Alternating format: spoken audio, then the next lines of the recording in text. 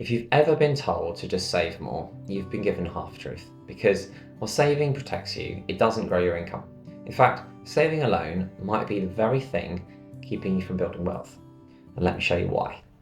In the last video, we talked about how middle class systems keep people on the financial treadmill. Always climbing, always sliding back down like a game of snakes and ladders. And the idea that saving equals progress. Now, saving is defensive and it protects you when life happens, but defense alone is not enough. We're taught saving is safe, but what most people don't realize is that playing is safe can quietly make you lose money. And now let's put some numbers on it. So if you'd saved £10,000 in the bank, earning 3% interest while inflation averaged 5%, your money just didn't grow. In fact, it lost around £200 a year in value. Now, you didn't notice it because the number in your account has still gone up, but your spending power has gone down. And this illusion of saving is that it feels responsible, but it only preserves, it doesn't multiply. And I get it, we hold cash because it feels tangible and gives us control. And we've been conditioned to equate money in the bank with safety. Now, I used to take pride in watching my savings grow.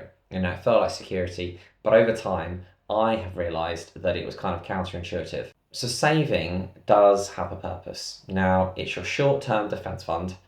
Everyone needs one. Everyone needs an emergency buffer, ideally 3 to 6 months of expenses, ideally separate from your current account. And it buys you time, confidence, and flexibility when things go wrong. Now, it gives you opportunities in investments, recessions happen, to potentially capitalize on downturns if you know how. And after that, really, every extra pound sitting there is just an opportunity cost. Money that could be working for you. So once you've protected yourself, the next step is to go on the offense, making money earn for you. And offensive doesn't mean gambling, and it doesn't mean like crypto hype and stuff like that. It simply means learning the simple wealth equation that the middle class ignore, which is time times consistency times compounding.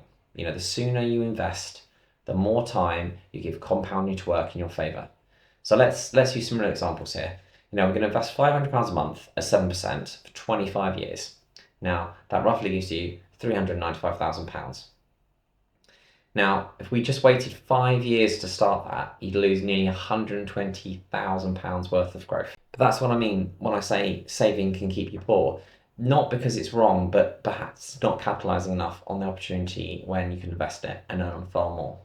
In the UK, one of the simplest ways is playing offence through investing in ISAs each year. Now, ISAs are one of the few places you can grow your money completely tax-free. Now, you don't pay any tax on the interest, the dividends, the gains inside the account, which makes them amazing and perfect first step for investing. Now, each year you can put £20,000 across your ISA, whether that's a cash ISA, stocks and shares ISA, or a combination of both. Now, that might change in the future. Now, cash ISAs are fine for your emergency money. But once that's built, look at stocks and shares ISAs, where compounding can really start to work. Because here's the thing, like when you invest through an ISA, you're not just getting that return, you're keeping that return, you're keeping all of that return. So outside of an ISA, a chunk of that return would have got taxed. So the difference over 10, 20, 30 years is massive. Now, if you're a couple, that's £40,000 of combined allowance each year. Now fill that consistently and you're compounding almost £1 million contributions over 25 years, tax-free.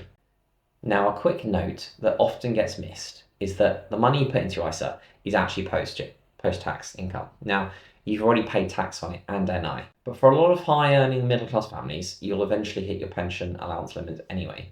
Either that's your annual allowance or your lifetime allowance. Now, once that happens, the ISA becomes your best remaining tax-free vehicle. Inside it, dividends, interest, capital gains is yours to keep. Now, it's also a use it or lose it allowance. So you get up to £20,000 per year, and if you don't use it by the 5th of April, it's gone. You can't carry it forward. So even if the rules change or the limits change later, and they might, every year you miss filling up your ISA is another year of tax-free compounding you will never get back. So if you can, start early and fill it consistently, because it's one of the simplest legal ways to build long-term tax-efficient wealth in the UK. Now, you'll hear a lot of people online talking about infinite returns, leverage, buying property with no money down, etc. And look, those things are real. They just sit on a completely different level of, different level of gain. And that's the world of people like Robert Kiyosaki, who talks about it in Rich Dad Poor Dad. The world of business owners and professional investors who live and breathe deals. Now, they're not lucky. They've just spent years and years learning a specialized craft, building relationships, taking risks, and seeing hundreds of deals to understand which ones work. The psychology of money, on the other hand, takes a much calmer view and much more aligned to where I am right now. It says you don't need to beat the system, you just need to play it long enough and allow time and compounding to do the heavy lifting. And that's where I sit. I think simple ETFs, ISAs, and basic property investments can, it's simple to understand, and that can grow safely and become free over time. So when I first started learning about investing, I read about Warren Buffett, Charlie Munger, their calm, patient approach.